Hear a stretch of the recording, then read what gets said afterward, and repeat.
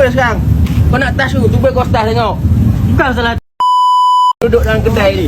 Ni semua duduk dalam kedai ni. Umi, siapa tahu ni, Umi? Siapa tahu Umi? macam ni. Umi, Nak siapa buat tahu kerja. Umi? Ha. Kita Kau nak nak ada apa putih, sekarang? mulut dia macam mana Kau Umi? nak apa? Umi suruh kita orang main dia Umi. Sekarang ni Anan yang kerja, so jangan Ha? tengah besul. Engkau siapa? Pergi mampus. Pergi mampus, saya kau? Bayar gaji dia Umi.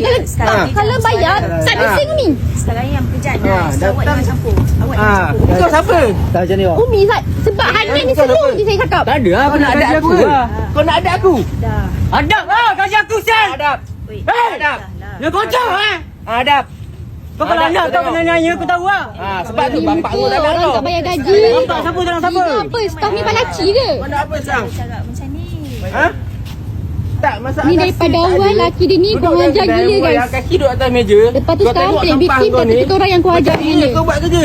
Tak bang. Kalau kau duduk kat tempat Nak aku. bayar gaji pun susah. Gaji apa? dekat RM30 susah nak bayar, susah guys. Ada sale kau pandang. Kalau ada sale mana? Tak bayar. Kau nak apa sekarang? Kau nak touch tu, cuba kau start tengok. Bukan salah. Tak aku nak gaji Ha, aku. cuba kau touch. Bayar gaji pun banyak kau. cakap susah. Aku nak gaji aku kan. Gila lah. Nanti aku transfer duit kau. Asal nanti pula. Semalam aku cakap apa? Pukul 12. Ni kalau Ah, nanti-nanti esok datang ambil. ni. Semalam Follow lagi apa? gaji. Kau datang buka Esok kedai kau apa buat pula? Bank tutup. Betul Ha? apa? Semalam kau datang buat kedai buka buat apa? Ah tak ada. Ada stay tak semalam?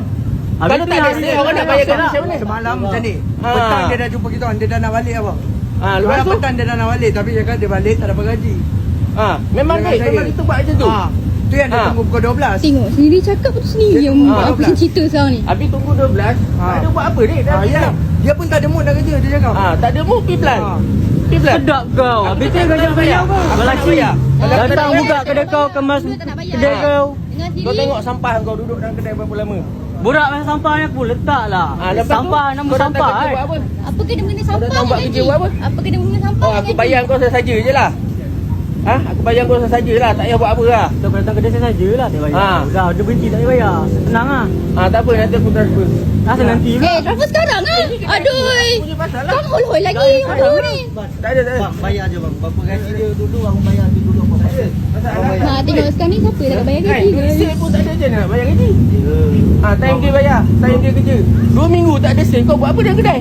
Bila masa Kau cakap apa kat customer? Sati tak ada. Ini kaki pusing, Kau tengok guys. aku, Kaki pusing, dia ada je guys. Sati. Ini cerita. Ha. Aku mereka ada je Sati. 2 minggu tak ada sale. Ha. 2 minggu tak ada sale. Malam api pun kau tak buka. Memang tak ah. Sampah pun kau Ni tak kan buang. dia Habis tu cerita kau nak semalam gaji. ni. Mana datang duit? Nak datang Habis gaji. tu kau nak suruh aku buat apa? Habis kau nak buat apa sekarang?